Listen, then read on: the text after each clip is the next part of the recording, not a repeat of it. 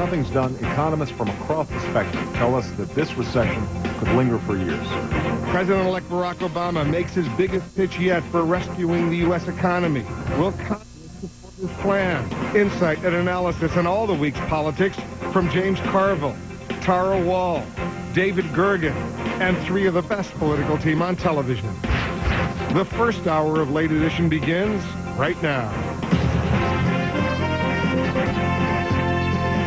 Live from CNN in Washington, this is Late Edition with Wolf Blitzer. It's 11 a.m. here in Washington, 8 a.m. in Los Angeles, and 7 p.m. in Baghdad. Wherever you're watching from around the world, thanks very much for joining us for Late Edition. When the Bush administration ends 9 days from now, it will leave behind a country fighting two wars and a U.S. economy in deep recession. It's also leaving a nation that hasn't been hit by terrorists since the 9/11 attacks. I touched on all of these topics and more in my exclusive interview with the Vice President, Dick Cheney. We began with the number one issue for Americans, the troubled economy. Mr. Vice President, thanks very much for joining us. It's good to see you again, Wolf. Thank you. Let's talk a little bit about the economy right now, because it's, in the words of Barack Obama, dire right now in the economic numbers. The jobs lost. Just reported as we speak right now, 524,000 lost in December, 2.6 million jobs lost last year alone. Since you took office 8 years ago, 5.1 million jobs lost. What's going on?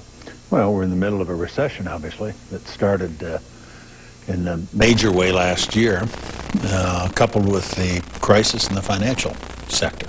That I think those two things interacting together have produced significant job losses. I mean, the numbers that were released this week show an unemployment rate now of 7.2%, and that's obviously, it's a very, very serious problem that is going to be one of the first items that the new administration has to deal with. And it looks like it could get a whole lot worse unless something dramatic happens. Well, I don't want to, I'm not an economist, and I don't want to predict that, but clearly we're in the middle of a serious recession, and we've worked hard on the financial problem, which was the first one that hit last summer. The President put together a program, the so-called TARP program, and I think we've had significant positive impact in terms of being able to guarantee liquidity of the financial system, adequate capital in the banking system, and so forth. Has that TARP program, that $700 billion program, you spent half of it, about half of it so far, 350? Well, we've committed about half of it. Not all of that's been. All right, well, you've committed, but has it delivered what you really wanted? I think it has. We've seen interest rates decline. We've seen a pickup in the ability, for example, of companies to get short-term borrowing to finance their business operations. The interbank lending rate is significantly below what it was back when we had the crisis. So I think we've had a positive impact. Because you know, a lot of your fellow Republicans on the Hill, they don't like it. Well, that's true. But you have no regrets. No, well, regrets. You'd rather there hadn't been a financial crisis. But it's a worldwide crisis. It's not one that affects only the United States. And I think it's important, too. I'm a conservative. Wolf, one of the first things I did when I got elected to Congress in '79 was testify against the Chrysler bailout. So I've got, concerns about how deeply involved the government gets in the private sector. But financing's different. The financial system's different. That is a federal responsibility with the Federal Reserve, the Treasury, the producer and keeper of the value of our currency, all the regulation that's involved, the SEC and so forth. When the financial system is threatened, only the federals can fix it, and that's what we've been doing. You say you had no choice, basically. Yeah, so even though, I'm a conservative, I feel very strongly that we did the right thing by getting actively involved when we did. As a conservative, someone who wants to see the federal government smaller, more constrained, how painful is it for you to see this federal deficit explode the way it has? When you took office 8 years ago, you inherited $100 or $200 billion budget surplus. Now it's projected for the coming year to be $1.2 trillion deficit. And the national debt has gone, from $5 trillion to about $11 trillion. That must be really painful for a conservative who wants a smaller government. I would rather see a smaller government, but we've always said, and I firmly believe, that you do make exceptions for budget restraint, and those exceptions are wars, for example, national crises. We've had to prosecute the global war on terror. We had to recover from 9/11. We had to make major investments in homeland security. We had to pay for our operations in Afghanistan and Iraq. And then more recently, obviously, to deal with the financial crisis in the financial sector. So there have been reasons why we've had to commit those funds and to run up the deficit. I'd rather it hadn't been necessary, but I do think it was necessary given the problems we're facing. What would you have done differently? Looking back, obviously we're all smarter with hindsight, on this economic issue. Well, I think I am a big believer in tax policy, and I think if you look back at what we were able to do in the aftermath of 9/11, when we lost 1 million jobs in a matter of weeks there, we were able to cut taxes for everybody in the country who paid income taxes and to reduce the rate on capital gains and on dividends, and that put in place policies that supported 52 months of consistent, continuing job creation. That was good policy and a good, sound, solid economy. I think what's happened since, we ran into problems, for example, with Fannie Mae and Freddie Mac, two federally supported financial institutions that a great many banks around the world had invested in, that we tried to reform. We offered legislation up some years ago to reform Fannie Mae and Freddie Mac because there was a concern about a financial crisis, and we couldn't get it through the Congress. I wish that legislation had been adopted then.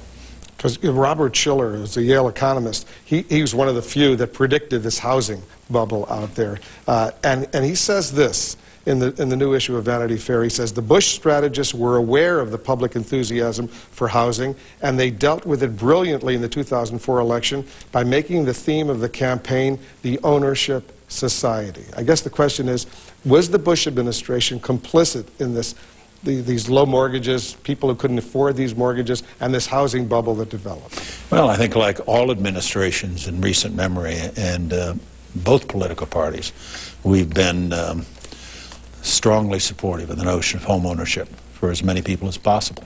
That wasn't new on our watch, but it is something we believe in. Did you go too far in allowing this unregulated industry to explode the way it did? As I say, I wish the legislation we recommended that would have repaired the situation or imposed significant reforms had been adopted some years ago. It wasn't, because we couldn't get it through the Congress. So I can remember talking to Alan Greenspan, for example, when he was still chairman of the Federal Reserve. Alan expressed concern about the potential for a systemic crisis because of Fannie Mae and Freddie Mac and the way they were structured and relatively unregulated. Those are the issues we tried to deal with. So that was the biggest mistake, that there was no regulation? Well, in terms of coming up with a problem you can point to that was governmental in origin, that's the one I'm most inclined to point to. But I'm not an economist. I'm not an expert. I think the jury's still out in terms of the studies that need to be done and will be done over exactly what happened and why it happened so that we can avoid it in the future. As you know, the President-elect, Barack Obama, is thinking of a $775 billion economic recovery or stimulus package himself right now. You think that's a good idea? I haven't seen it, so it's a little hard to judge without knowing exactly what's going to be in it. Well, I think we do need to do everything we can to address the downturn in the economy. You know, there are really two separate problems here, although they're obviously related. One is the financial sector, where I do think there's a major role for the federal government to play. The other is with respect to the recession and the overall performance of the economy. And historically, there have been differences in terms of how we approach it. I think Democrats traditionally want to spend more money, public works projects, etc. We Republicans more often want to pursue tax policy as the best alternative to promote growth and to turn around an economic downturn. Now, again, in fairness to the President-elect, I haven't seen his proposal yet, so I can't really judge it. But if I had to make a choice myself, I'd say we ought to be looking at tax policy as our first priority. He says maybe half of his recovery plan or stimulus plan would involve tax cuts for the middle class. Right, but what about the total economy? What about business? What about those sectors of the economy that create the jobs that everybody depends on? You know, those are key pieces of the... Is this the worst economic crisis the United States has faced since the Great Depression? I can't say that. I don't think we know that yet. I think certainly if you look at some earlier periods in our history, I remember back in the late 70s when we had a high rate of inflation, stagflation in effect, and high rate of unemployment. I can remember when I was in Congress and you were covering me on the Hill. We had home builders, for example, mail in 2x4s. They chopped up 2x4s in 18-inch lengths and put postage on them and mailed them in to protest what was going on in the housing industry. So we've had some difficult times. Is this the worst since World War II? I can't say that. I don't believe the data shows that yet, but it is clearly a serious recession. I remember those days. My dad was a home builder in Buffalo, New York. Probably sending me 2x4s. In the late 70s, and interest rates were 15, 18, 20%, and you thought, you know, it was all over. He survived that, but it was a rough patch. You're right, it was a rough patch. So you're not ready to say this is the worst economic crisis since the Great Depression. All right, that was part one of my interview with the Vice President Dick Cheney. In our next hour, we get into all the controversy. The Vice President talks about why Osama bin Laden hasn't been captured, the criticisms leveled against him and the Bush administration for their handling of the war in Iraq. And we also talk about this historic election of Barack Obama. That's coming up in the next hour. But up next, we'll go to the other end of Pennsylvania Avenue. We'll hear from the House Speaker, Nancy Pelosi. She talks to us about Congress's plans for turning around this very troubled economy. Late Edition continues right after this. In 2008, our search for truth took us from Wall Street to Afghanistan. We asked what it means to be black in America and investigated the battle lines of a planet in peril. We met heroes who fought genocide and honored everyday heroes. And we made history as we followed an historic race to the White House. In 2009, new questions will drive our search for truth. Wherever they take us, we're ready. Let's go.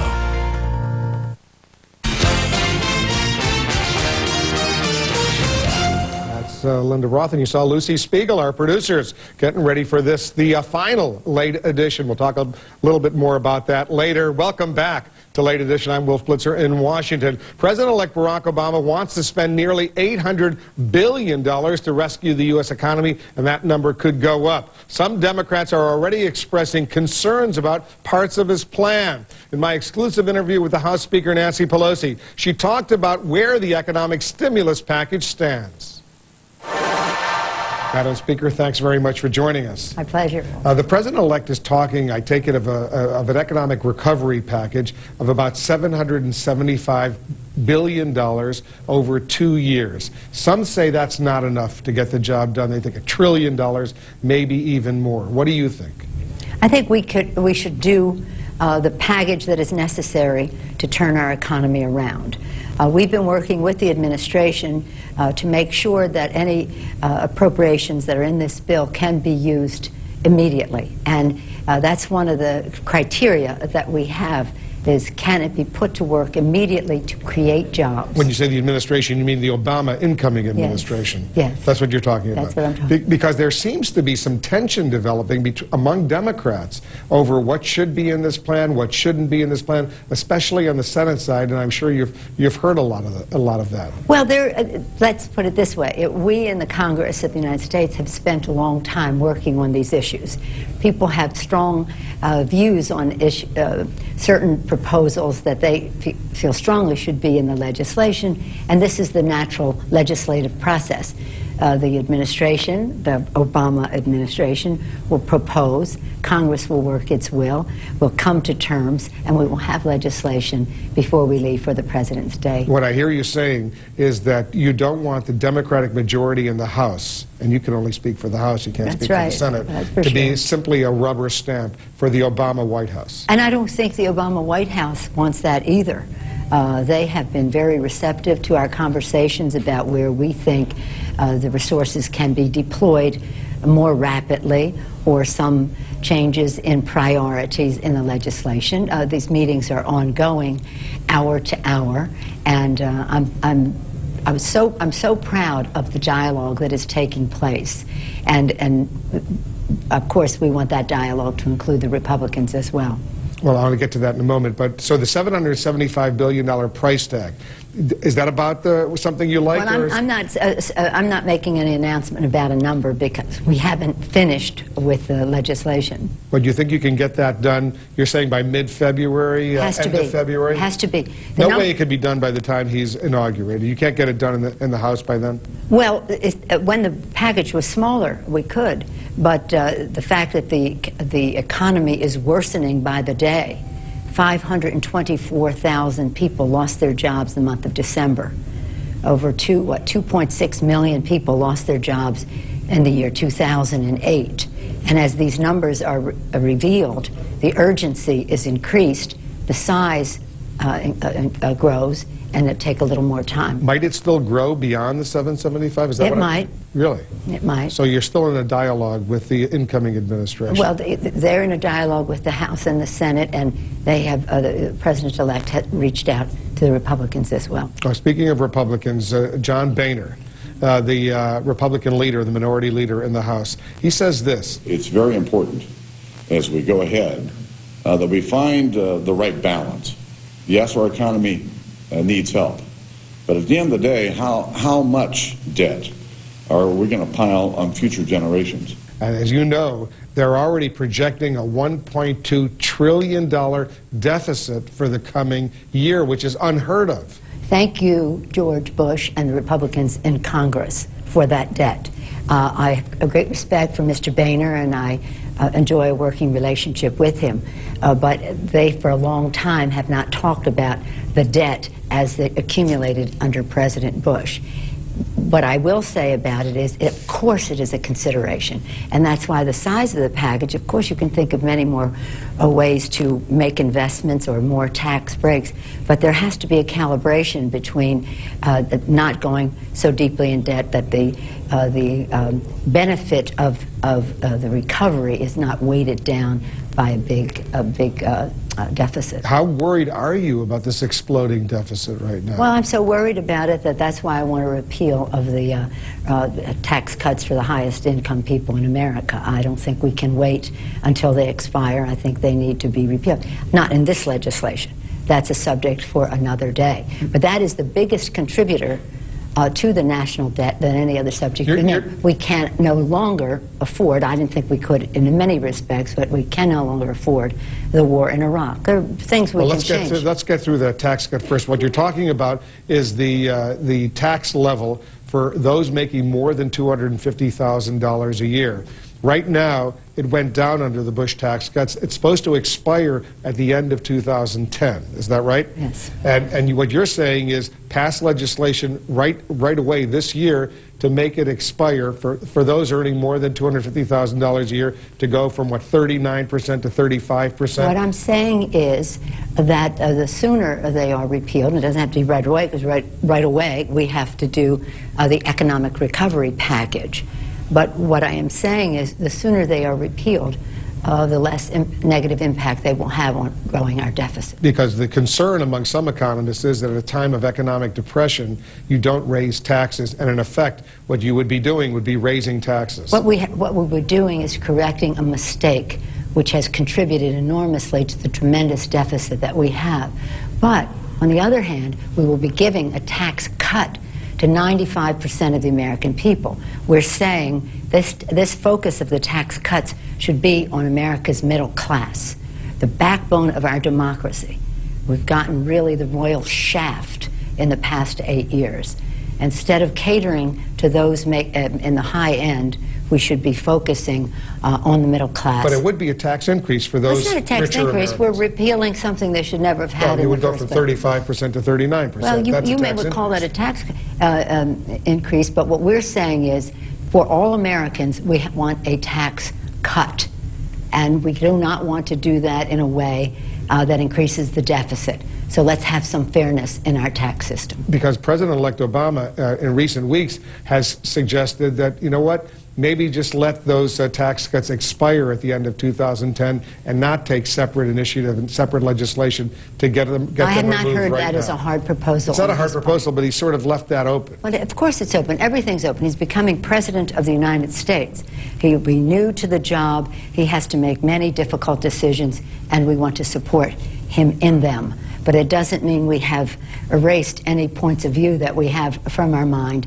And Democrats in 04, 06, and 08 have campaigned for fairness in our tax code, tax cuts for 95% of the American people, for the middle class. So this is a high priority for you to get those tax rates increased for the wealthiest Americans. Well, my priority is to turn the economy around, to do so in a way that is fiscally sound.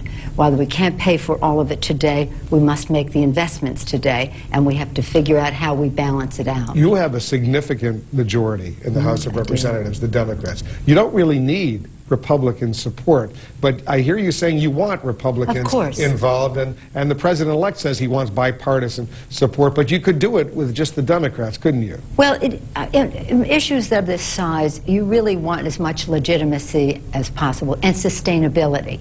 You want to try to bring people together. And these investments are absolutely necessary. Economists from right to left, whether it's Martin Feldstein, advisor to President Reagan, Mark Zandi, economic advisor to John McCain, and all the way across the board, everyone says we need to have a recovery package. They also tell us that more jobs are created by investments. And especially Mark Zandi made that point. But to bring in Republicans, you got to give them something. Well, the point is that we all want to come to agreement on what it is that we are doing. We're not going to miss an opportunity to grow the economy. For example, if we will have a major investment in education in this legislation, nothing brings more money to the Treasury than investing in education. Early childhood, K through 12, higher ed, post-grad, lifetime learning. Nothing brings more money to the Treasury. So it's an investment that has a return. It grows our economy, brings personal fulfillment to people, but it also helps to reduce the deficit. So we have to make judgments about what we get for the dollar spent. We owe that to the taxpayer. And that was part one of my interview with the House Speaker, Nancy Pelosi. In the next hour, she talks about tackling the exploding U.S. deficit and much more. And you're going to want to see her raise her right hand, and we'll hear her take the pledge. She makes a pledge to the American people. Stand by for that.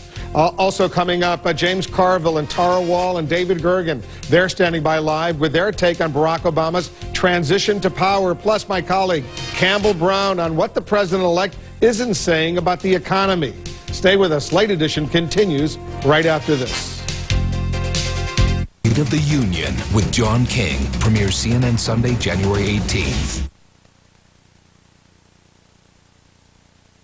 And welcome back to Late Edition. I'm Wolf Blitzer in Washington. On Thursday, President-elect Obama gave a dramatic speech on the economy, stressing the gravity of the current recession and an overview of the actions he intends to take to confront it.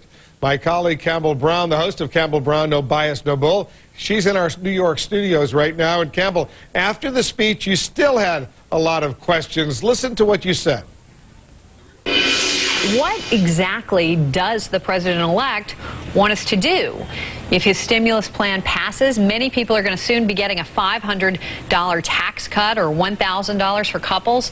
I mean, what do we do with it? Invest in American products, save towards the future, buy bonds, as was the rallying cry during World War II, volunteer, enlist? What about sacrifice? This is a massive spending plan, and no one wants to talk about what ultimately will get cut in order to pay for all of this. Now, let me be clear here. This is no slam on the president-elect, just a call for a lot more specifics. Like a lot of people, Campbell, I take it you were disappointed to a certain degree that in that speech on Thursday, he didn't deliver those specifics. Well, I'm not too disappointed because I think they're coming, Wolf. The point to me was, what struck me about the speech was that in so many ways it was a call to action, a call for Americans to do something. And in fact, he used language that was very reminiscent of President Kennedy and ask not what your country can do for you.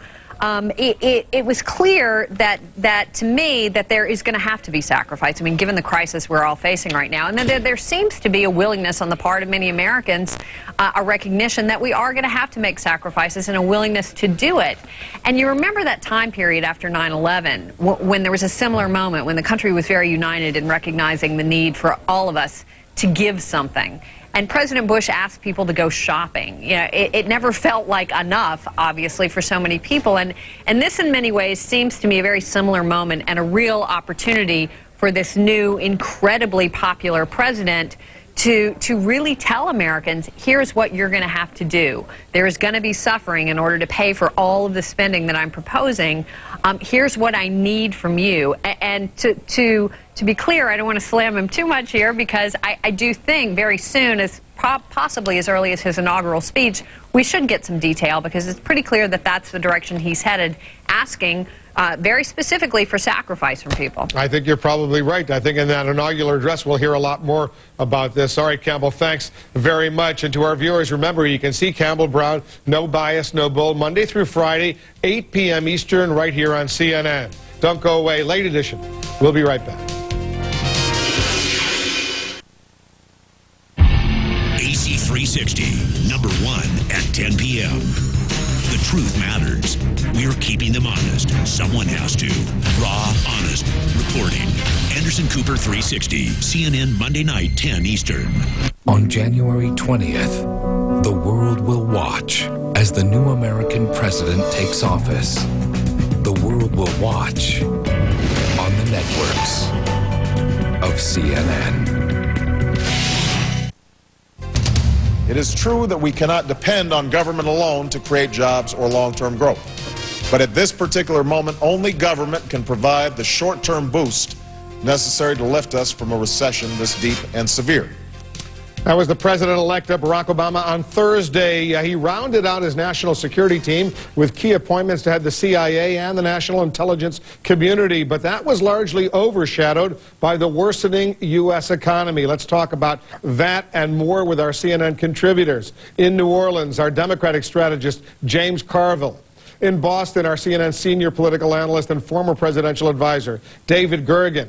And here in Washington, Tara Wall, she's deputy editorial page editor of the Washington Times. They're all part of the best political team on television. David, it's so much worse, apparently, now, the economy, that only a few weeks ago, and it doesn't look like it's going to get better anytime soon, which represents an enormous challenge on day one for Barack Obama. It sure does, Wolf, and we've lost 500,000 jobs a month for over the last 3 months. But even so, Wolf, in some ways, this strengthens Barack Obama's hand with the Congress and with the public. It's so urgent that it's going to be very, very hard, I think, for people who don't like parts of this package to vote against it, because it's so clear that the economy needs a shot in the arm, and this package is the only thing going. So I think he's going to get it. I think he's going to have. I think he's been smart. Contrary to Campbell Brown just a few minutes ago, I think he's been smart not to be too specific at this point, because he wants to bring Congress to the table. He wants to listen to them and let their ideas be incorporated as well.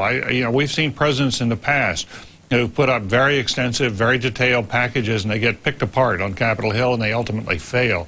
This, it seems to me, is a better approach. You know, James, what was surprising to me, I don't know if it was surprising to you this week, was some of the criticism coming in, some of the sniping, I guess that's a fair word, not necessarily from Republicans, that wouldn't be surprising, but from fellow Democrats, especially some in the Senate. Were you surprised by that? You know, I think it was Bill Rogers said, I don't belong to an organized political party. I'm a Democrat. No, not really. And I think that the Democrats saw what happened to the Republicans in Congress under President Bush, where they just went into lockstep and they went right over the cliff. And so there's a little bit, the last lesson is one everybody in politics remembers.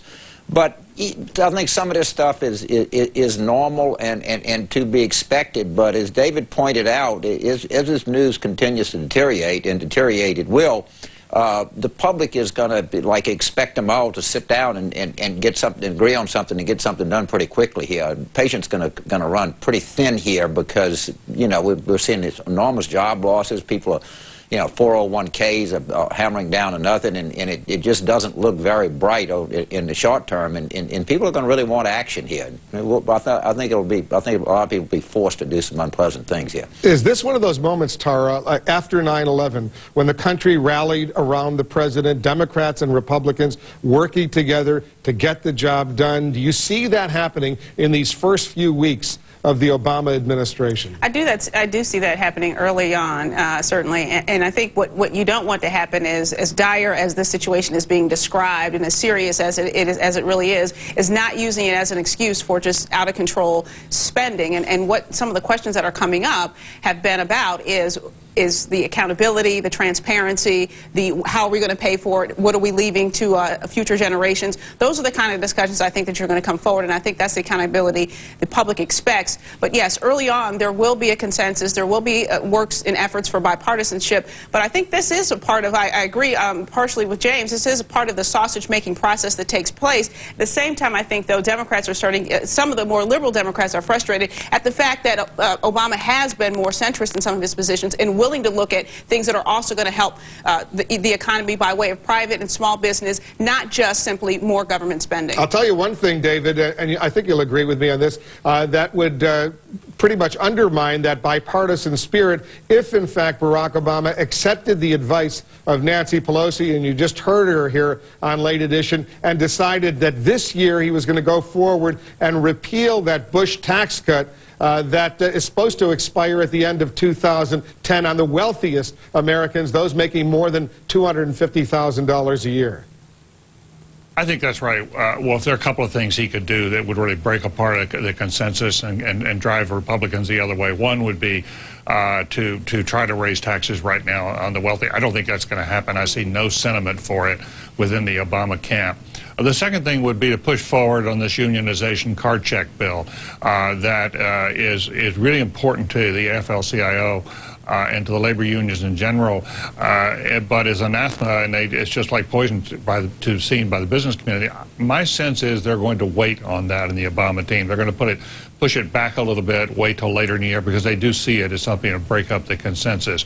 At this point, they have, I think, to go back to James's point, on the pushback we saw this week from the Democrats in particular, that was very natural. They have been, during the Bush years, it was almost as if the Bush White House dismissed Article 1 of the Constitution, as if Congress was not important. And the Democrats are telling, and Harry Reid in particular, are telling the White House, look, we want a collaborative approach. We are a co-equal branch. If we're at the table, we will work with you, but don't try to run over us.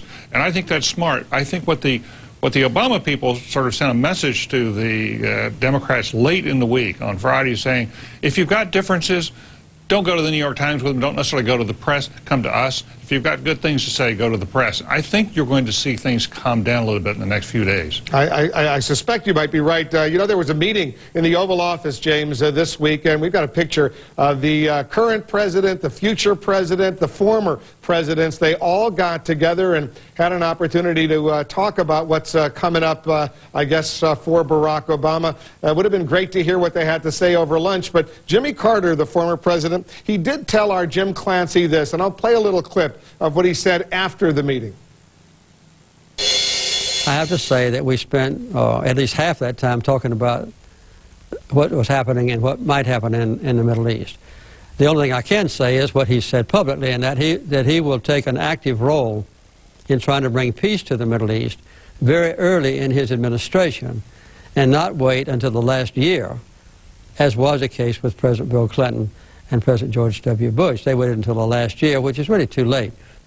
All right, when you hear that, what do you think, James? Well, I happen to have gone to the Florida-Oklahoma game with one of those former presidents this week. But I think it was notwithstanding President Carter's description of a lot of things, but from what I understand in very general things, it was pretty productive and a pretty open and frank meeting. And I think I think the public likes to see the new president talking to former presidents and, getting some ideas as to what it's like. I think it was overall a pretty positive thing. I think it's a unique club, you have to admit, Tara, and not a whole lot of members there. Well, it is a very unique club, and the former President Bush and the current President Bush talked about, even as a father-son relationship, having to go to his father at times to talk to him in ways that he wouldn't be able to talk to any others because of that presidential experience. I think certainly tapping the other more experienced leaders ahead of him, Obama did a very good thing, and I think for them to accept him that way and to give him some of the advice was a very good thing. At the same time, though, former President Bush also said, look, he doesn't need to hear from us on a consistent basis. He just wants to be, to get his footing, go forward, and be able to listen to the people that surround him. So far, he's done a good job. I think all the presidents agree that he's done a good job with his selections, and now it's time for him to go forward and govern. David, you're a former advisor to some of those presidents. When you saw that picture, and you know what the enormous challenges facing Barack Obama right now, what went through your mind? That's a picture that helps Barack Obama because he looks so much younger. There's a generational change that's coming. Don't you know? There's sort of a sense of vigor coming into the office. I thought that was positive. I think overall he's handled this transition very, very well. He's been a de facto president. He's filled in the void on the economic front. With that comes the messiness of governing. And so there have been some hits back at him. There's been some pushback this week. It's taken a little bit of the romance out of the inauguration, I think, because he's already at work. He's already acting like he's got his shirt sleeves rolled up. But I think that's what most Americans want. They don't care about the romance so much as, hey, we really care about jobs. Let's get going. And I think overall this has been worked very effectively with the public. I think he comes in with an enormous groundswell of support around the country for moving forward on the economy. He's going to encounter a lot of questions about what he's going to do on foreign policy. I think Hillary Clinton's ready to move on January 20th. I think the team is ready to move. The Obama people have had a very good early sessions with Bob Gates. They're positive about that. But I think on January 20th, they're going to have their hands full in the Middle East. There's no question about that. Oh, there's no question about that. Hillary Clinton's confirmation hearings, by the way, start on Tuesday before the Senate Foreign Relations Committee. And he may look younger than the other presidents, Barack Obama, but he certainly looks older today than he did only 2 years ago. The job has a tendency to make people age rather quickly, as we all know. All right, guys, don't leave. Stay with us. We have a lot more to talk about, including the Alaska governor, Sarah Palin. She has some tough talk about her treatment as a vice presidential candidate. Our panel will weigh in on that and more when Late Edition continues.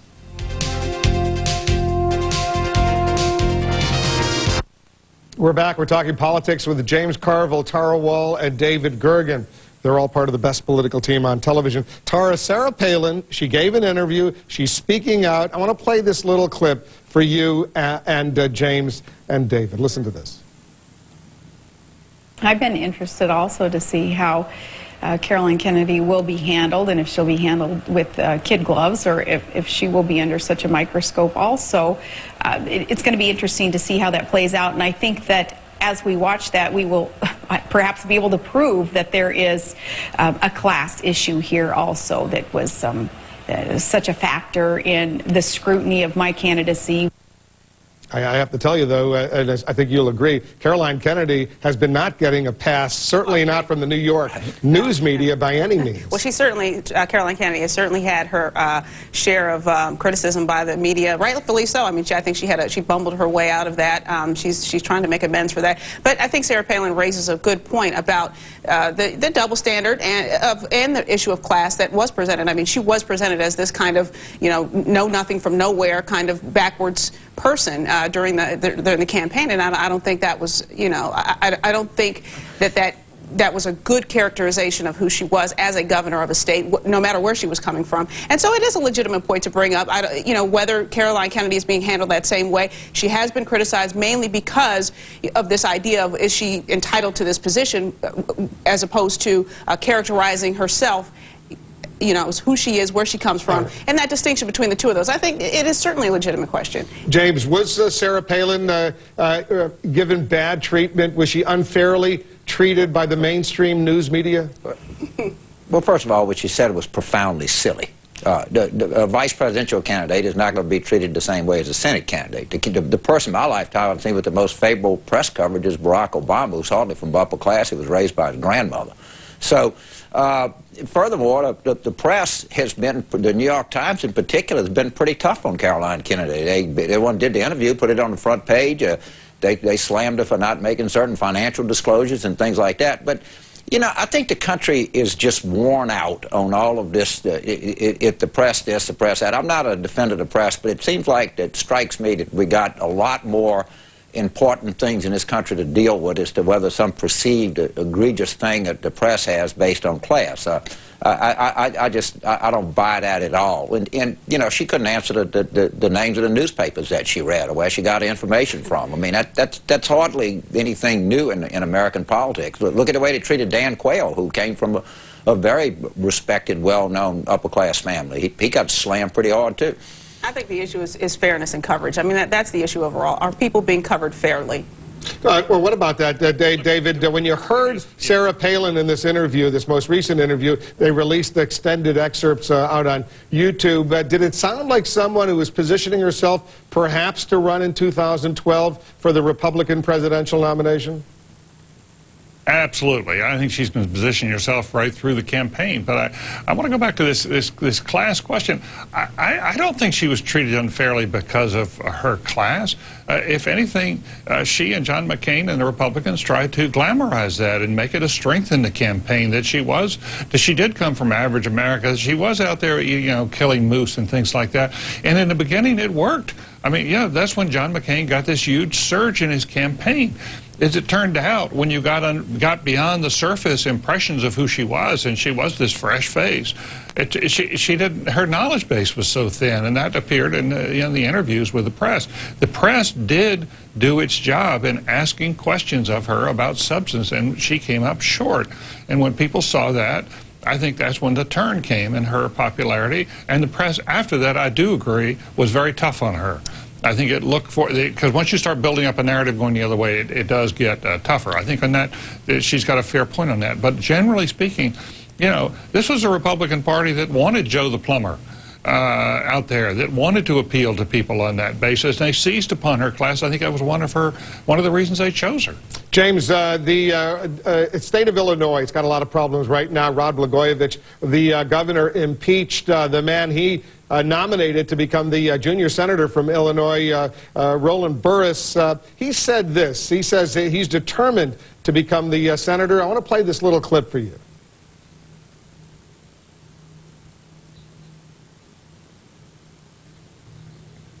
Because I'm supposed to be in that seat working with Durbin right now to help our 13 million citizens of this state. And based on that, I'm ready, willing, and able to go to work. He's coming back to Washington tomorrow to get his job done, I think. Is he going to be the senator from Illinois? Well, presumably he is. I agree with the Democrats at the beginning. I don't think it's good for the country or good for the Democratic Party. And everybody in the press is praising Blagojevich for being so shrewd and smart, and Burris being a part of this. And he probably has his legal credentials in place.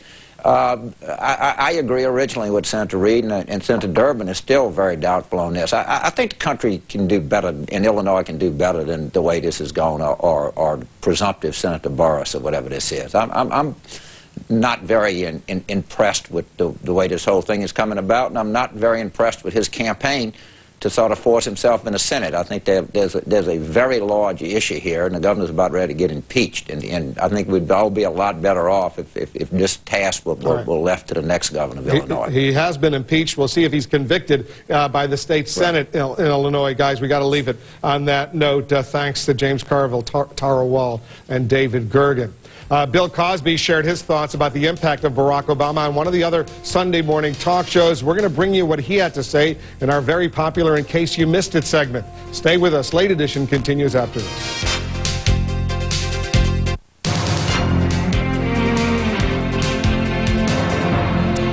In case you missed it, let's check some of the highlights from the other Sunday morning talk shows here in the United States. On NBC, the comedian Bill Cosby was asked about his expectations for the country's first African-American president. Change, challenge for all of us. I believe he's asking us to be honest. I believe he's asking us to look around and see, in all honesty, what we can do and what makes sense, as opposed to what will go into our pockets or make us feel good, or who we can punish. All right, we're going to have more highlights from the other Sunday morning talk shows coming up in our next hour. Also coming up, much more of my exclusive interviews with both the Vice President, Dick Cheney, and the House Speaker, Nancy Pelosi. Late Edition continues right at the top of the hour. State of the Union with John King premieres CNN Sunday, January 18th. This is CNN. This is Late Edition, the last word in Sunday Talk. Many of us have worked for a long time to elect a Democratic president and a Democratic Congress.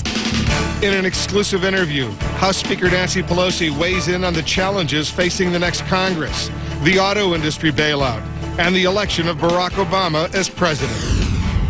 The real tragedy, as I look at it, Wolf, is what's happening to the Palestinian people. In a wide-ranging exclusive one-on-one conversation, Vice President Dick Cheney talks about the war between Israel and Hamas, the hunt for Osama bin Laden, and the legacy of the Bush administration. I am not guilty of any criminal wrongdoing. Illinois' embattled governor is impeached. We'll discuss the week in politics with three of the best political team on television. Late Edition's second hour begins right now. Live from CNN in Washington, this is Late Edition with Wolf Blitzer. Welcome back to Late Edition. In the last hour, the Speaker of the House, Nancy Pelosi, told me she would reach across the aisle to her Republican counterparts to build bipartisan support for a sustainable economic recovery package. In the second part of the interview, she takes a hard line on the kind of purely political, her words, spending that has tarnished the reputations of so many lawmakers in the past. Here's part two of my interview with Nancy Pelosi.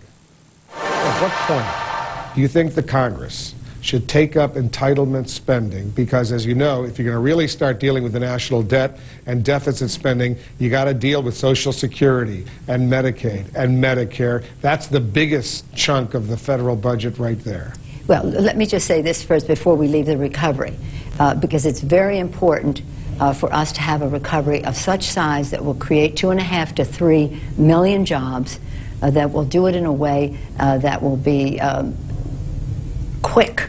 We'll act with some speed here, not haste, but speed, and that we will do it in a way that is transparent and has accountability for the American people.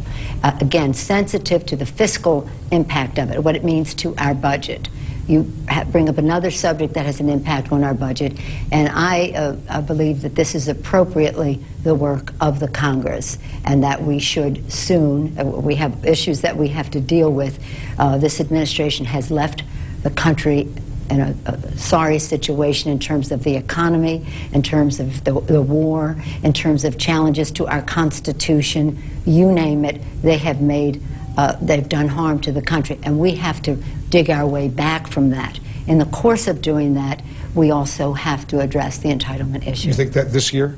Well, I don't know. Well, we'll see how it pans out. We certainly have to plan for it, so that if it's not this year, it's in the course of this Congress. In this nearly $1 trillion legislation that you're talking about right now, can you assure the American people that there will be no pork barrel spending, none of these earmarks, these bridges to nowhere, these phony deals that are going on, that legislators won't be able to bury stuff for their districts, the stuff that's been so highly publicized? I can pledge to you that no earmark or any of that, any description you want to make of it, will be in the bill that passes the House. Flat. Absolute, flat out. And you think you got the support, because you know this is the bread and butter for a lot of your members, Democrats and Republicans. There will be no earmarks in the economic recovery package that passes the House. Okay, good to know that. Let's talk a little bit about the bailout of the auto industry. If Chrysler and General Motors come back at the end of March and say, you know what, we need more money, are you on board? Well, it depends on what they need more money for. As I have said before, we're willing to give them a lifeline so that we can have a viability is the test, a viable industry. But this is not going to be life support to keep them alive for a few more months, to use our money to not be viable. So, but it's my hope that with the decisions that have been made thus far, that they've been able to now get on their feet. I hope that they will use the money that we had in the energy bill for innovation so that they can be on the forefront of a new era of greatness in the automotive industry in our country to make them preeminent in the world again. So you still think the American auto industry has a future? I definitely do. And it's worth investing more of American taxpayers' money to help them get through this crisis? As long as they're on a path of viability. But as I said, it's a lifeline, it's not life support. So in other words, they have to come up with a plan to convince you that they know what they're doing. Well, we insisted on that before any money was distributed before. But now they have to go to the next step. What is it like for you to get ready for the inauguration of a President of the United States who's an African American? It is so thrilling that it's a combination of so many things. First of all, many of us have worked for a long time to elect a Democratic President and a Democratic Congress so that we could be accountable to the American people with no excuse. This is what we said needed to be done. Here are the results. And so I am absolutely delighted that we have a Democratic president, and we had several good ones to choose from in the campaign. And you like the team he's put together? And the fact that Barack Obama also happens to be an African American for many of us here is so thrilling. It's so thrilling that we have just a spirit about us that we are really a part of history in a completely different way. But as important as that is that we have a president with great intellect, with great vision, with great strategic thinking, and the ability to attract people to him to serve and attract people to him to support what he wants to do. I like the team that he has put together, yes. Enough women on the team? Because I'll read to you what Kim Gandhi, the president of the National Organization for Women, said. When you're looking at a cabinet and you have such a small number of women in the room, when the big decisions are being made, there need to be a lot more women's voices in this administration. We always want more. There is no question about it, not to minimize Kim's statement. We always want more. I said when I went to my first meeting at the White House as a leader and looked around and saw that I was the first woman in history to be seated at that table, my first thought was, we want more. We do. But I feel confident that the diversity in the cabinet and among the advisors to the president, who, as you know, are as important in many ways as members of the cabinet. But today in the House of Representatives, today Friday, we passed the pay equity bill and the Lilly Ledbetter bill. This means that your daughter's work in the workplace will be respected, that she will, if our bill becomes law, not receive 79 cents compared to $1 that a man might make there.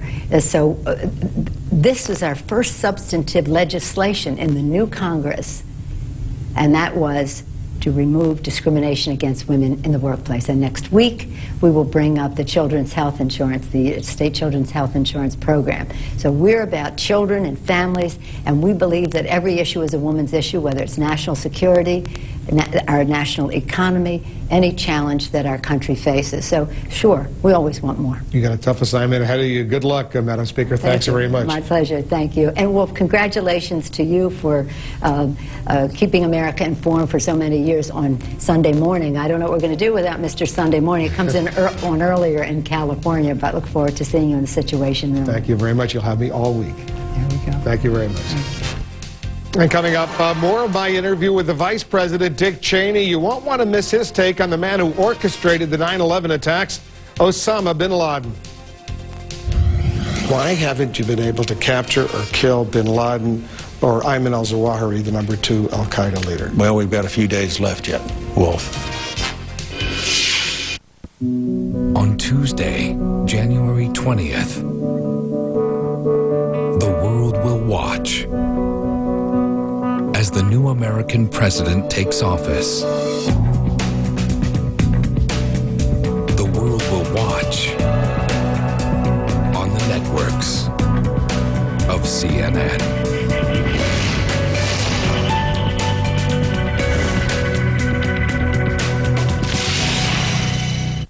In the last hour, we had part one of my exclusive interview with the Vice President Dick Cheney. Now, in part two, he talks extensively about what President-elect Barack Obama has called the new central front in the war on terrorism, Afghanistan. But I began by asking him about a more immediate subject, the worsening conflict right now between Israel and Hamas. Let's move on to foreign policy a little bit. Gaza right now. It's a mess, as all of us know. Hamas was, correct me if I'm wrong, democratically elected by the Palestinians. The U.S. supported those elections and certified that they were fair. So the question is this: should the U.S. be dealing with the Hamas element of the Palestinian society? I don't believe so, because, excuse me, Hamas has been designated a terrorist organization and is. So why did you let them participate in the elections? Well, remember what transpired here.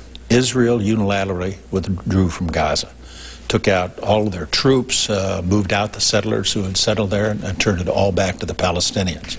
At that point, the Palestinian Authority was nominally in control. Of course, Hamas came in and, in effect, first won an election, but then kicked all the others out. And then, instead of building Gaza, creating the genesis for a Palestinian state, they turned it into a launching pad for terrorist attacks. And the next 3 years, launched 7,000 rockets at Israel. And Israel finally reached the point where they felt they had no choice but to go in and to go after Hamas and take down that threat that they perceived to their country. And we have always defended Israel's right to defend themselves against terrorist attacks. So it's what Hamas did once they got into office, obviously, that's created the current crisis. So is there any prospect of a ceasefire from the U.S. perspective, a truce? What do you say? Because the UN Security Council did pass a resolution with the U.S. abstaining. Right. They did pass a resolution. I think we've learned from watching over the years that there's a big difference between what happens at the United Nations and their debates and the facts on the ground in major crises around the world. This is a situation where I think there's not likely to be a cessation of hostility, if you will, until we see the Hamas agree to end their terrorist activities, their rocket launches, for example, against Israel, until we come up with a durable, sustainable ceasefire, find a way, for example, to limit the resupply of Hamas by their main supporters, Syria and Iran. So there's a lot that needs to be done here. The real tragedy, as I look at it, Wolf, is what's happening to the Palestinian people. They're innocent bystanders. This is not a struggle between Israel and the Palestinians. This is a struggle where Israel's trying to defend itself against what's been designated by many people as a terrorist organization. Let's talk about Afghanistan right now. Senator Bob Graham, former senator from Florida, former chairman of the Intelligence Committee, he says this right now, and I want to get your reaction. The Taliban and al-Qaeda have relocated, have strengthened, have become a more nimble and a much more international organization. The threat is greater today than it was on September the 11th. Is the threat from the Taliban and al-Qaeda greater today than it was on September 11th? Well, first of all, I'd make a distinction between those two organizations. I don't think lumping them together lets you reach the right conclusion on what's happened. We've had a major impact on al-Qaeda. We have captured and killed a good portion of the senior leadership. They are under the gun on a consistent basis. There's a story in the Washington Post this morning that makes reference to the operations that have succeeded to some extent in terms of going after al-Qaeda. Al-Qaeda, I believe, for the most part, has been driven out of Afghanistan. What they have done now is found a safe haven, a refuge, if you will, in Pakistan. Taliban is still very much focused on the situation in Afghanistan. They operate back and forth across the border from Pakistan. I don't believe that they're any stronger than they were on 9/11, but they're still actively involved. Now, we made progress in Afghanistan. We overthrew the original Taliban government that was there that had sheltered Osama bin Laden. We've had a constitution written. We've had national elections. We've got a good start on building up the Afghan National Army. And so I think we've made significant progress, but we're going to be there for a long time. Why haven't you been able to capture or kill bin Laden or Ayman al-Zawahiri, the #2 al-Qaeda leader? Well, we've got a few days left yet, Wolf. And something happened we should know about? Well, no, I can't predict that, obviously. We would like very much to capture or kill Osama bin Laden. But My guess is at this point he's operating in an area that's very difficult, very hard to get to, that he's not an effective leader at this stage. He can't really engage with his organization without coming out of whatever hole he's hiding in. And the key thing for us, even if we got bin Laden tomorrow, is to take down his organization, and that's what we've been actively doing. How frustrating is this to you personally, though, that he's still at large? Obviously I would like to solve that problem. But a much bigger problem, a much more important problem, is keeping the country safe. And we've done that now for 7.5 years. The fact that we were able, through our terror surveillance program, interrogation program of high-value detainees, the Patriot Act, all of those steps we took in the aftermath of 9/11 has had, I think, a remarkable impact, and that there has not been another mass casualty attack on the United States since 9/11. That's a great achievement, and I think that's more important than getting any one individual man, although obviously I'd like very much to get Osama bin Laden. I'm sure the hunt will go on after we leave. Up next, more of my conversation with the Vice President, Dick Cheney. He responds to charges that the Bush administration embellished connections between Saddam Hussein and the 9/11 attacks. And we also talk about Curveball, the Downing Street memo, and torture. Late Edition continues right after this. State of the Union with John King premieres CNN Sunday, January 18th.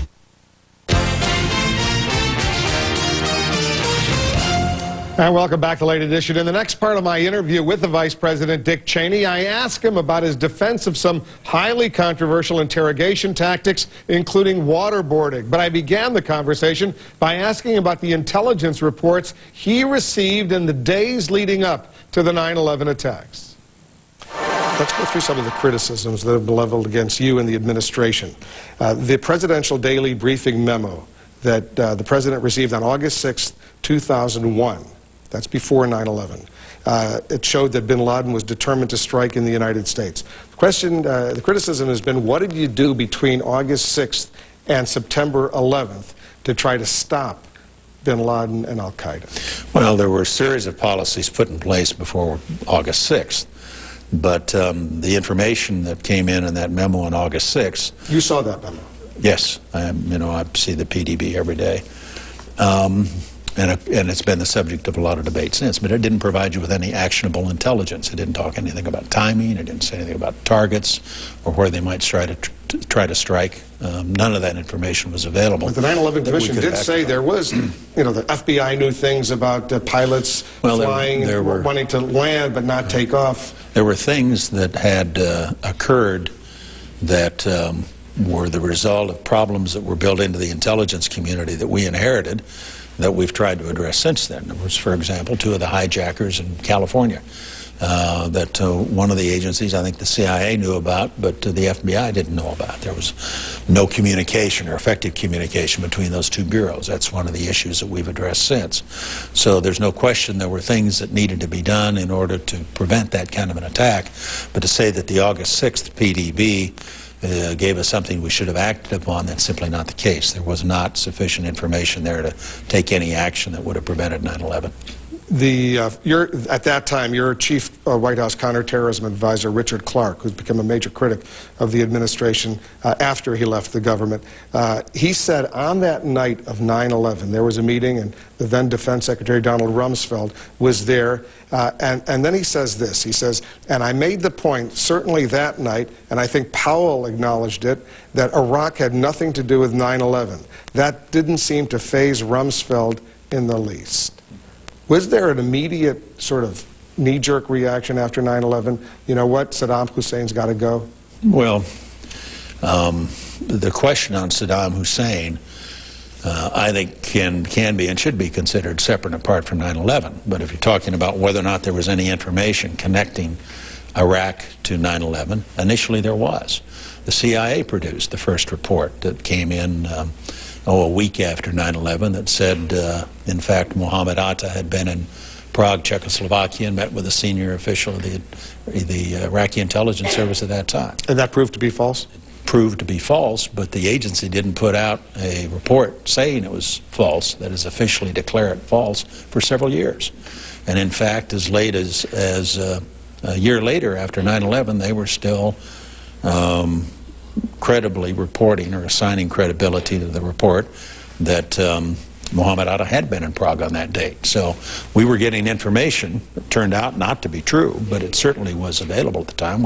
They gave us pictures at one time, photographs that came from the agency of Mohammed Atta, allegedly taken in Prague, and said there's a 70 to 80% chance this is Mohammed Atta. So when you launched the war against Saddam Hussein, did you know then that Saddam Hussein had nothing to do with 9/11? We did not base going after Saddam Hussein on any connection with 9/11. There was a history of a relationship with terror. He'd been a prime state sponsor of terrorists, designated by the State Department. He was paying suicide bombers $25,000, their families, to attack Israel. He provided a safe haven and sanctuary for Abu Nidal. George Tenet, who was the director of the CIA, had been before the Congress of the United States saying there was a relationship. I didn't say that they were responsible for 9/11, but said there was a relationship between al-Qaeda and Iraq that went back 10 years. That's the information we had. So the question of whether or not we went in, for example, because there was some connection between Saddam Hussein and 9/11, that was not our motive. What we were concerned about was that Saddam Hussein was one of the worst actors in that part of the world, that he'd started 2 wars, that he'd produced and used weapons of mass destruction, that he was a sponsor of terror, that he'd provided sanctuary and safe harbor for terror, and we thought he constituted a significant threat not only to the governments in the region, but also to us. And based on that, the President made the decision he did.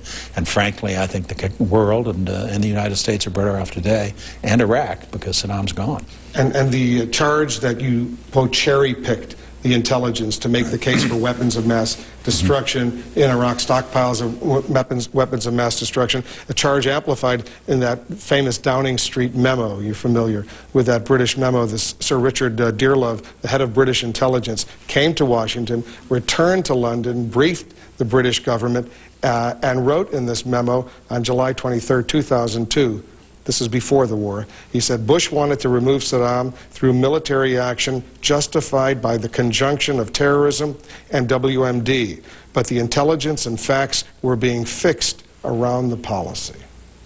Well, it's not true. And I haven't seen the Breedlove memo, but I do know that the Senate Intelligence Committee, for example, conducted an exhaustive review of all of the material, especially in connection with the NIE that was done on weapons of mass destruction. The Rob Silberman Commission did. Everybody came to the same conclusion, that there was no manipulation of the process or pressure brought to bear on the analyst who prepared those reports to in any way change or shape or affect what they reported. How much every single person who was asked in that process, both those commissions, run by Americans, Democrat and Republican alike, said that the administration had not attempted to shape or alter their reporting. How much of the information, including the sensitive issue of those mobile biological warfare labs that Colin Powell spoke about at the United Nations Security Council, was the result of information or disinformation from that guy known as Curveball, that Iraqi who the Germans had access to, who was saying all sorts of things which turned out to be baloney? What's the question? The question on Curveball. Yeah. How much were you relying on his information? I'll read to you what the German foreign minister at the time and Vice Chancellor Joschka Fischer says. He says, I was astonished that the Americans used Curveball, really astonished. This was our stuff, but they presented it in the way we knew it. But they presented it in a way we knew it not to be true. They presented it as a fact and not as a way of intelligence assessment. Could, but could not be. We don't know. In other words, he was couching it, but he says the U.S. took it as hard fact, what Curveball was saying. From our perspective, we were not involved in dealing with Curveball or dealing with the Germans on this matter. That's the kind of intelligence that would be fed into the intelligence community, and our intelligence committee would deal with that. That is, it wasn't for the policy types to say, well, you know, here's the reporting from Curveball. I'd never heard of Curveball till after the NIE had turned sour sometime later. I do know, for example, I recall very clearly that in March of '03, after we already had troops in Iraq, as we're on the way to Baghdad, we got reporting from our intelligence community, said be careful of the WMD, that when you get close to Baghdad, there's every reason to believe Saddam Hussein will use weapons of mass destruction, i.e. chemicals or biological agents against our forces. So as late as March of '03, when we're already in there, the intelligence community is still providing us with intelligence, and the commanders in the field, in effect, saying Saddam has WMD. It turned out he didn't have it. It turned out he had the capacity to produce it that he had in the past, probably would have in the future once sanctions were lifted, but he did not have stockpiles. He did not have active programs at the time. The NIE was just wrong. Now, that happens from time to time, but there wasn't anything the administration did to create that inaccuracy on the part of the intelligence. We did the best we could with what we had, but I still think and would argue aggressively that even knowing what we know now about that NIE, we did the right thing when we went in and got rid of Saddam Hussein. We were out of time, but a quick couple of questions and then I'll let you go. Waterboarding. It was used how many times? It was used on 3 different individuals. And the information you believe that was received was valid? I do. You stopped using it after when, 2003? And there has not been an occasion since. Why? There has not been an occasion. Is there no need? I'm just going to leave it that way. When we get into talking about the application of specific techniques to prisoners, then we get into the business of signaling to our adversaries what we might or might not do, and they can train for it. It has been publicly acknowledged that we did use waterboarding, that we did use it on 3 different individuals. I believe it was Khalid Sheikh Mohammed and Abu Zubaydah and one other, I think al-Nashiri. Those 3 individuals were subjected to waterboarding during the course of their interrogation, but that's it. I've always been perplexed. If it's so good and so useful, there are bad guys out there right now. Why not continue to use it? Well, you don't use it on somebody because he's a bad guy. What we were attempting to do, and what we did, was to persuade these individuals who had a lot of intelligence and information about al-Qaeda. Remember, we captured Khalid Sheikh Mohammed in, I think it was spring, March of '03 in Karachi. At the time, we didn't know a lot about al-Qaeda. On 9/11, we didn't know a lot about al-Qaeda. If Dick Clark was such an expert, how come he didn't have all this information about al-Qaeda when he was running the counterterrorism program? The fact of the matter is that we were able to persuade them to cooperate, to give us the intelligence we needed, and to give us the base of understanding about al-Qaeda, about personnel and operations and financing and geography and so forth that was essential in terms of defending our country against further attacks. Now, you don't go in and pull out somebody's toenails in order to get them to talk. This is not torture. We don't do torture. John McCain says it's torture. Well, John's wrong. He and I have a fundamental disagreement on this point. But what the agency did was they sought formal guidance from the senior leadership of the administration, as well as the Justice Department, in terms of what was appropriate and what wasn't. And they got that guidance, and they followed that guidance. As far as I know, I have no reason to believe anybody out at the agency violated any tenet of the obligations and responsibilities we have in terms of statutes or our treaty obligations. I think it was done very professionally. I think it was done very few times when it was necessary. I think it produced good results. I think there are Americans alive today because we used that technique on those 3 individuals. And if necessary, would you authorize it again? Well, I'm not in the chain of command, but if necessary, I would certainly recommend it again. Waterboarding. Yes. And coming up, the interview continues and concludes. The Vice President has some words of advice for Joe Biden and some other words of praise for the President-elect Barack Obama. And later, we'll talk about the new administration with the best political team on television. Stick around. Late Edition continues right after this. In the final part of my interview with the Vice President Dick Cheney, he shares some personal highlights from his 40 years in Washington, some advice for the next man to take on the #2 job in the U.S. government as well. Let's end it on a different note. You've been in government for a long time. Oh, come on now. Don't make it sound that long. Well, I've been covering you for a long time. 40 years. Yeah, what was the best job you ever had in government? Well, I've loved being vice president, obviously, in this particular time. But I look back on my experiences. I also enjoyed very much being Secretary of Defense, especially during Desert Storm, having the opportunity to work that closely with our men and women in uniform and in charge of some 4 million people. And the other thing, the other period, well, 2 other periods that had their own special appeal. One was 10 years in the Congress representing Wyoming, and the other was signing on with Jerry Ford when he took over the presidency under extraordinarily difficult circumstances and serving as his chief of staff. Those have all been highlights, if you will. They're all very different. I hate to rank one over another, but I've been, I think, extraordinarily fortunate to be able to serve in those positions in those periods. So what's next?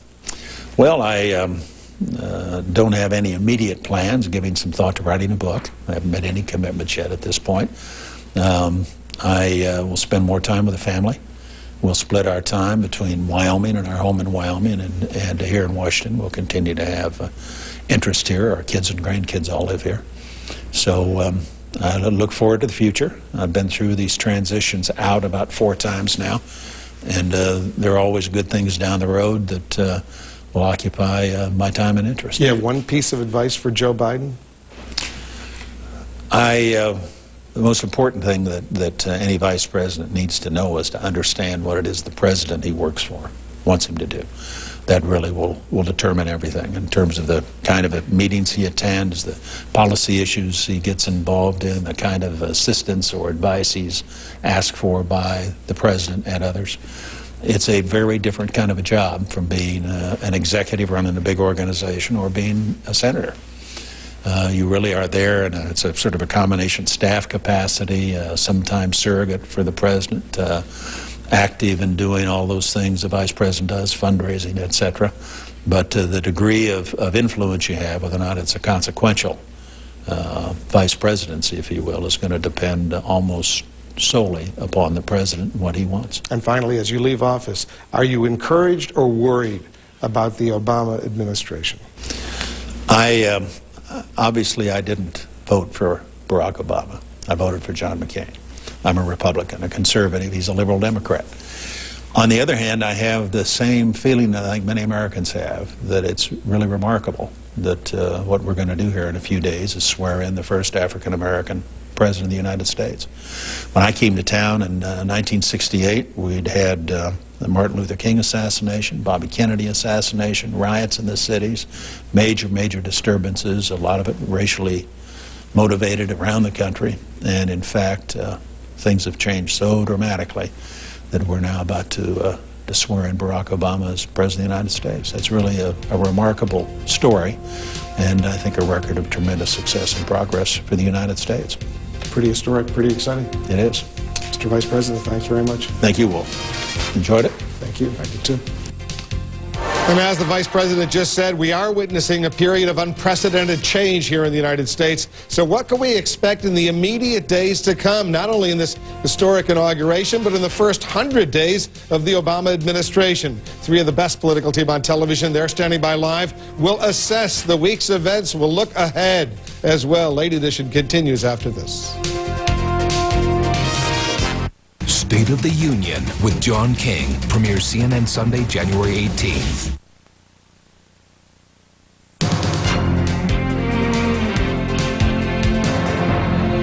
Welcome back to Late Edition. I'm Wolf Blitzer in Washington. A lot happening right now, so let's get to 3 of the best political team on television. Joining us, our chief national correspondent, John King, our senior political correspondent, Candy Crowley, and our senior political analyst, Gloria Borger. Gloria, I'm going to play a little clip of what Barack Obama said on Friday because it indicates he's open to new ideas. Listen to this.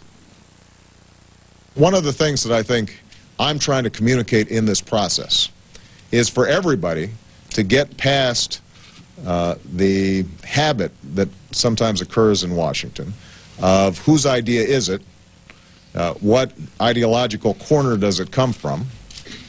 Just show me. If you can show me that something's going to work, I will welcome it. He was responding to some of the criticisms he's been getting from some fellow Democrats. Right. Got slapped a little bit on some of his ideas. He got slapped a lot. I mean, his advisors went to Capitol Hill. They got an earful from Democrats saying you're bending over backwards too much, giving corporate tax cuts to the Republicans. We want some more jobs programs in the stimulus package. And Obama's saying, look, you know, we're starting from zero here. And if you have a great idea that I think can work, just bring it to me and we'll deal with it. I'm not quite sure how many great ideas he's heard, but that's what he says. And he's leaving a lot of the details, and the devil is in the details, right, of this $700 or $800 billion recovery plan open right now. Presumably the members of his own party are going to weigh in. Absolutely. Look, they're going to move the figures around, but the broad overview of this package, I mean, here's the figure you have to keep in mind: Barack Obama's popularity. That's what moves Capitol Hill. He's going to get much of what he wants, and when he says, oh, I'm open to all, let's have this discussion, he wants a quick discussion. That's the key here. Sure, tell me, but then let's move on. And he's already saying, John, and you and I remember Bill Clinton had to scale back after he was elected some of those campaign pledges. He's already saying, you know what, I might not be able to do right away everything I promised during the campaign. A dramatic effort and a smart effort to lower expectations, because you're right, he promised so much during the campaign: healthcare reform right out of the box, this climate change initiatives, including the green jobs, and he realizes he has a huge economic problem, a hole of gigantic proportions that he has to fill in first, and it's going to take money, time, and political capital away from all those other things he promised. So he has these supporters out there who have been waiting now 9 of the 10 weeks since the election, saying when he takes his hands off the Bible, what's going to change? And he's trying to say this is going to take a lot of time. He's also, by that I'll take any idea, trying to bring some Republicans, Democrats into the table too, because look, he has great popularity, as Candy said, but once you drop that elect and he's President Obama, then it's his economy, it's his unemployment rate, and he will start getting the baggage that every president does when people get mad. But what his folks are telling Democrats is, look, it's good for all of you, and it's good for us if we pass the stimulus package quickly and if we have a lot of Republican votes with us. So they just don't want 2 or 3 Republicans. They want to start out with a real bipartisan package so that they can set the tone. And so they're telling Democrats, you know what, you may not get all of what you want this time, but we have a lot of other things coming down the road. We've got health care, for example. When the Speaker of the House raised her hand in that interview I did with her like this, her right hand, and said, there will be no earmarks, none of that pork barrel spending in this new economic recovery plan. Can she deliver on that? Did you ask her for a definition? Because I think that's where we're. I think that's where we're headed. What is pork barrel? Is this a museum in Las Vegas, or if that is put into the bill, that by definition is not an earmark. So the question is, will there be things in there that people question? Yes. Will, in the dark of night, someone slip in their favorite road project? No, because that's a totally different thing. But I think we're going to look at this and go, well, why do they really need this? So everybody's projects are going to look more important or be sold as more important than the other guys. And, you know, I don't think we can overemphasize how dire this economic situation is right now. The unemployment numbers went up to 7.2%, the highest in 16 years, more than about 2.5 million jobs lost last year alone. And there are economists saying it could go as high as 9% before it starts to get better. So Barack Obama, for all his popularity, for all the goodwill, even from the vice president, the conservative vice president you just interviewed, who disagrees with a lot of his policies, goodwill across the country, knows he's in for several, 6 probably at a minimum, tough months from an economic standpoint. And at some point, whether it is the president's fault or not, he begins to take on the responsibility for that. And I think that's why Barack Obama is trying to lower expectations, bring people in. He gets a longer, I think he gets a longer honeymoon than most get. I think he gets the benefit of the doubt. And honestly, he's been drawing the sting, because in addition to saying, holy cow, this is a terrible situation, I mean, it's almost this kind of Armageddon talk that he's been doing this whole week. There's also, oh, and by the way, $1 trillion of that deficit isn't my fault. So I mean, I think he's buying time here. And he may take this, you know, out of crisis comes opportunity. And they're thinking, well, you know, as long as we're not paying so much attention to the deficit this year, next year, why not go for it all?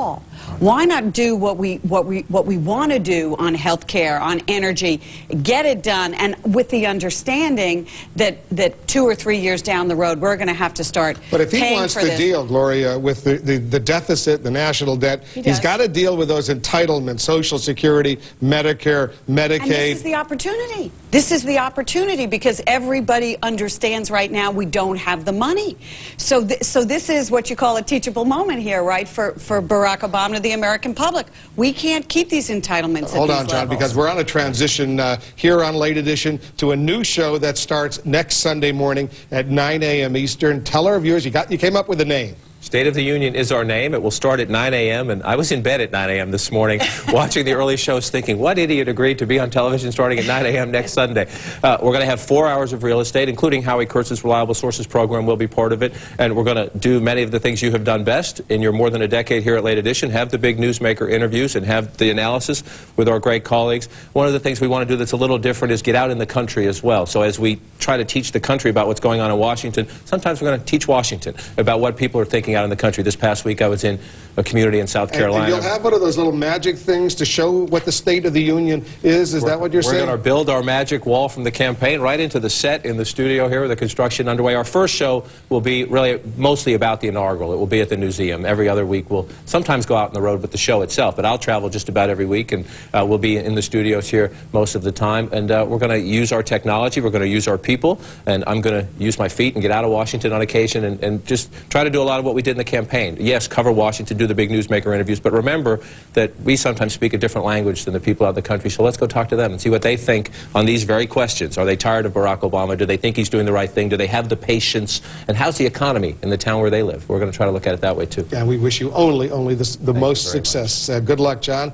Gloria, I'm sure you'll be joining John on State of the Union. You'll be in the Situation Room with me, as well as will Candy Crowley, guys. All of you, the best political team on television. And you'll be sleeping in, Wolf. I'll be watching. Up next, the economy was the #1 issue for the president-elect. On one of the other Sunday morning talk shows today, we're going to show you what he had to say. In case you missed it, that's coming up next.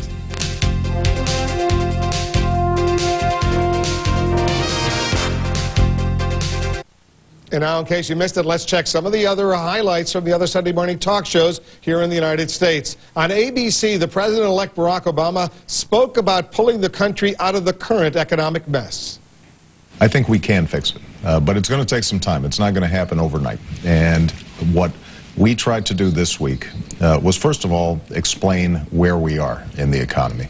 What we tried to do was put forward a plan that says, let's act boldly, let's act swiftly, let's not only provide a jump start to the economy and immediately create or save 3 million jobs, but let's also put a down payment on some of the structural problems that we have in our economy. On Fox, President Bush and his father, the former president, shared their reflections. I am proud of the accomplishments of this administration. I am thankful for the people that have worked so hard to serve our country. I know I gave it my all for 8 years, and I did not sell my soul for the sake of popularity. And so when I get back home and look in the mirror, I will...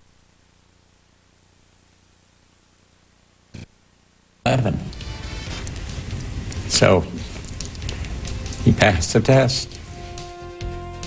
Highlights from some of the other Sunday morning talk shows here on Late Edition, the last word in Sunday Talk. When we come back, I'll share some final thoughts about a remarkable 11 years of hosting Late Edition.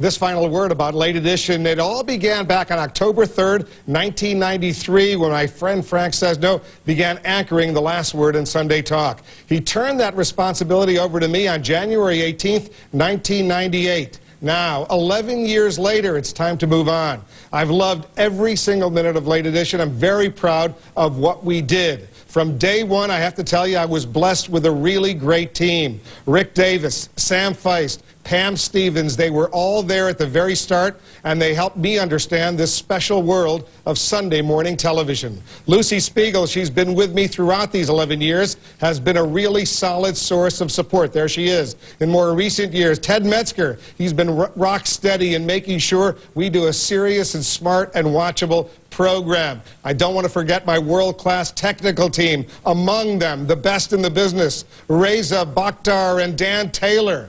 And finally, over these past 8 years, my executive producer, Linda Roth. She's been with me every single step of the way. There she is.